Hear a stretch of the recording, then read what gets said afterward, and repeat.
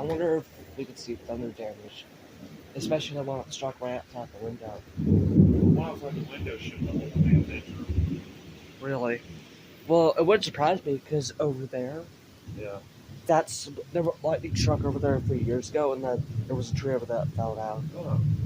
It was a dead tree, but it didn't go on the road. It just went to the ditch area back there, full of the plastic and dead things. Ooh, that was pretty bright. That was really bright. And this is why I record things.